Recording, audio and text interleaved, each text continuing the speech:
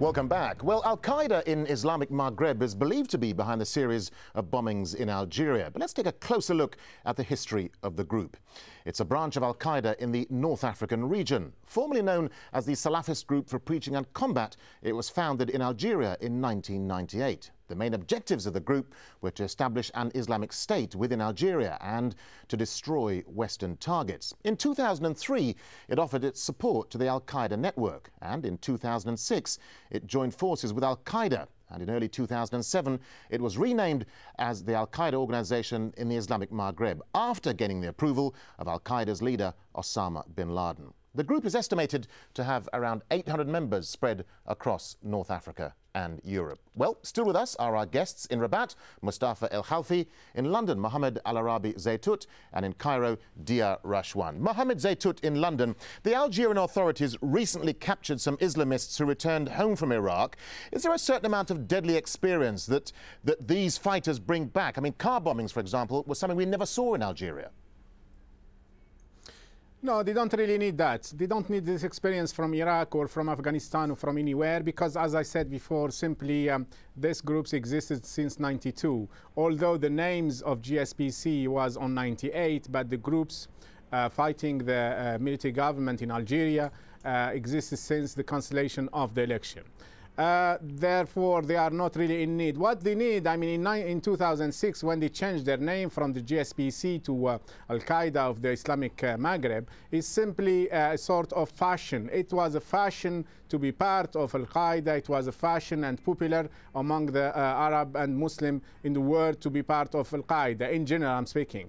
But in fact, in 2003, and before even they branded their name and they changed their name to Al-Qaeda, the Algerian ambassador in the United States, in the United Nations in New York, Mr. Bali, distributed a report from the Algerian Secret Service saying that GSPC has got a strong link with Al-Qaeda. The Algerian government, they were willing to get in touch, to get in linked to the war against terror, therefore the international war against terror. Therefore, they want this Al-Qaeda. They want Al-Qaeda in Algeria because they will get the help without limit. They will get the propaganda without limit.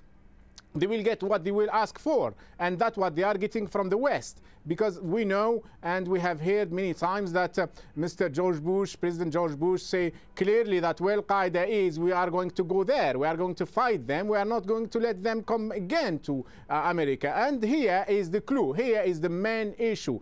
Those who are propagandists making this propaganda about Al-Qaeda, in fact, they want the American to Algeria. And also these groups want the American to the Algeria for different, of course, for different purposes and for different, they have got different aims. But this is extremely important. They want a war in Algeria between Al-Qaeda and between the Americans there. Okay, I want to put that very point of the Al-Qaeda branding across North Africa to Dia Rashwan in Cairo. I mean, groups like the GSPC may use the Al-Qaeda label, but does it have any real operational links with Osama bin Laden and his network? No, I don't think at all. And I think that when Al-Qaeda and when the GSPC joined Al-Qaeda, the central Qaeda of Osama bin Laden, we had already, not only in Algeria, but also in Iraq, what I call the self-recruitment. Al-Qaeda, the central Qaeda of Osama bin Laden, never tried to recruit other groups such as Al-Tawheed wal-Jihad of Abu Mus'ab al-Zarqawi in Iraq or the GSPC in Algeria. But those two groups recruited themselves, asked Osama bin Laden publicly to join his group, and then Osama bin Laden accepted in the case of Iraq in 2004 and in the case of Algeria in 2007. Then from this moment, I don't think that Al-Qaeda, Central Qaeda, affected or helped the GSPC or Al-Qaeda in Algeria by anything. As our colleague in London said, we had already a long history of militancy from the Islamic Armed Group and the GSPC and then Al-Qaeda in Algeria from the beginning of 90s. And the Al-Qaeda now in Algeria trying to use this experience, this history, to make its new phase of violence. Al-Qaeda only affected affected by one tactic which never existed in Algeria before, which is the suicide bombing. Suicide bombing never used in Algeria, only once, but it was already, printed from Al-Qaeda in Iraq exactly, and then using by Al-Qaeda in Algeria by frequent way. Okay. Out of this tactic, I don't think that Al-Qaeda helped it. And we have only one remark is important. When we are speaking about Al-Qaeda in Islamic Maghreb, we are speaking only about Al-Qaeda in Algeria. And it's one of the failures of Al-Qaeda, because Al-Qaeda in Algeria stayed Al-Qaeda in Algeria. They could not till today extend their activities out of their place of birth, which is Algeria, despite all this propaganda that they are representing all the Islamic Maghreb. Okay, let me bring you back Mustafa Al-Halfi in Rabat. I mean, are we seeing more Al-Qaeda activity across North Africa just because Al-Qaeda is under increasing pressure in Iraq and in Afghanistan? In reality, Al-Qaeda now is a local organization within Algeria. In terms of their message declaration, they are targeting Moroccan government, Mauritania, Tunisia, Libya. But in reality, until now, they limit their activity within Algeria. They can't do it outside. They didn't succeed in do it in the past, and until now, they can't. This gives us an evidence that the link with Al-Qaeda is in terms of propaganda, in terms of shifting their strategy from local government to bring in US targets into the strategy. But in terms of operation, tactics, weapons, training, they are using their own resources. And this gives us also an evidence or a question why the Algerian government couldn't succeed in defeating this group. I can give some elements to answer to this question.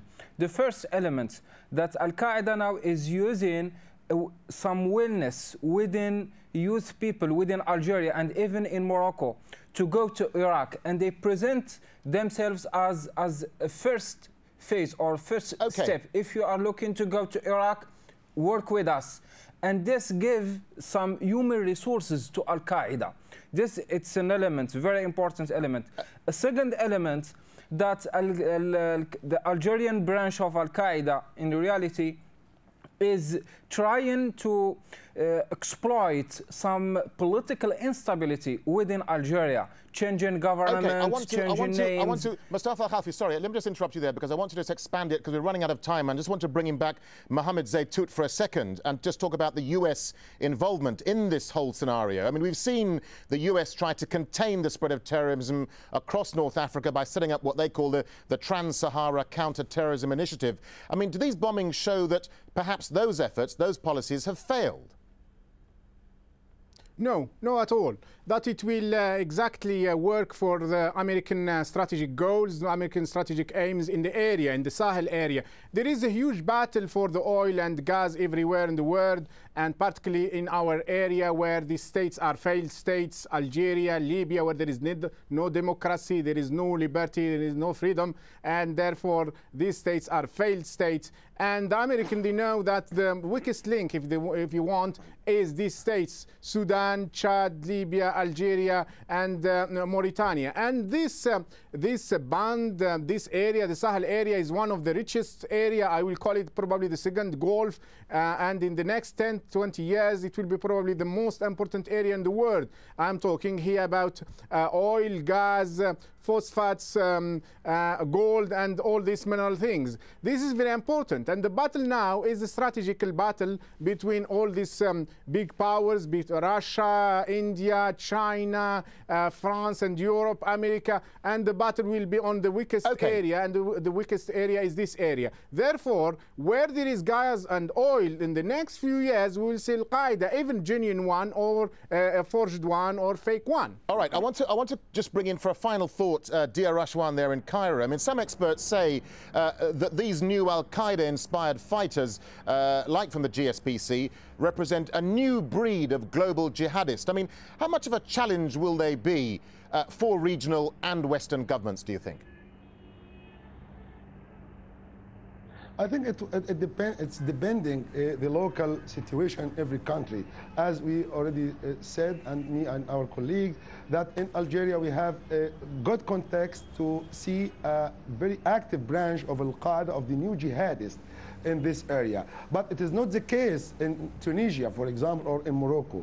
And then the situation is repeating in other places around the world. If we see, for example, the Saudi Arabia and the existence, the heavy and very strong existence of Al-Qaeda from 2003 till 2005, and to compare it now with the weakness of Al-Qaeda, there we can see that the jihadism or the new jihadists could achieve some success in some places, but not for a long time. This is the case also of Egypt. Egypt is the biggest Arab country, but till today and in the last 7 years, we didn't see real jihadists or new jihadists in Egypt. Then we have in every country around the Arab world and even in the Western countries some conditions which can push the existence of those new jihadists. And this is the case of Algeria. This is the danger of Algeria today, that Algeria is the sole Arab country in which we can have these suitable conditions for the new jihadists and for also the old jihadists, such as the GSPC or the Islamic Army Group, to renew their presence and existence under the banner and under the title of International Al-Qaeda. Okay, gentlemen, we have to leave it there. Dia Rashwan in Cairo, Mohammed Al-Arabi Zaytout in London, and Mustafa El-Khalfi in Rabat. Thank you all very much indeed for your time. And thank you so much for joining us here on this edition of Inside Story. We, of course, welcome your comments and your suggestions. Please email them to us at insidestory@aljazeera.net. From the whole team here, goodbye for now.